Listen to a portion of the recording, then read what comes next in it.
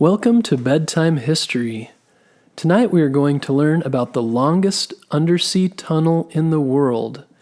This tunnel actually goes under the ground at the bottom of the ocean.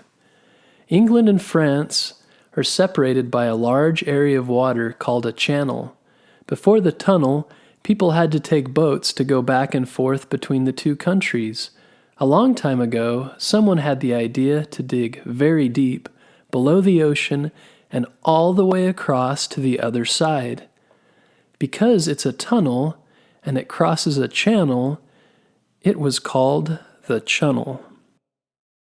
The first person to have the idea of digging this tunnel was a Frenchman named Albert Mathieu. At the time, they didn't have large digging machines, so they would have to do much of it using shovels and horses and wagons. Later, others were going to try to dig the tunnel. At another time, some even started to dig from both sides, but because France and England weren't getting along at the time, some were worried they would use it to try to attack each other. For this reason, they waited to start building the tunnel. Finally, many years later, both England and France agreed on a plan and began digging from both sides of the land. At that time, they had better digging machines, so could work much faster digging into the ground and removing all the dirt.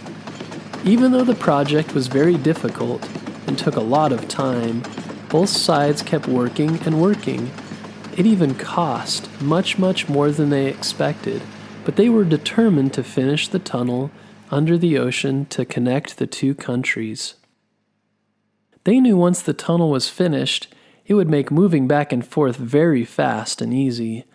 It would also make both of the countries better friends because they could share things more quickly.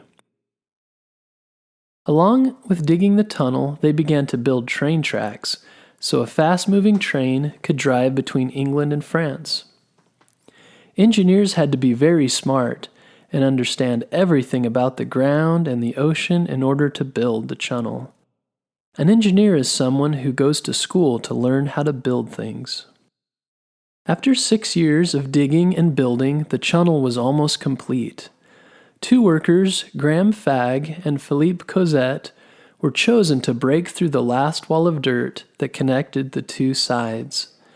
Many reporters were there as well, since everyone in the world was watching them finish the tunnel. When Graham and Philippe finished digging through, everyone cheered and gave hugs and celebrated. They were so excited to have the tunnel finally finished. Sometimes, even today, Graham and Philippe call each other to remember what an exciting day it was when they helped finish the tunnel.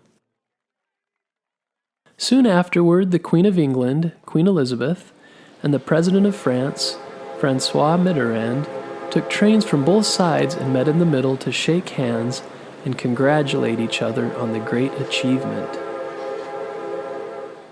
In the end, digging the tunnel cost $16 billion and even the lives of a few of the workers, but it was an amazing accomplishment.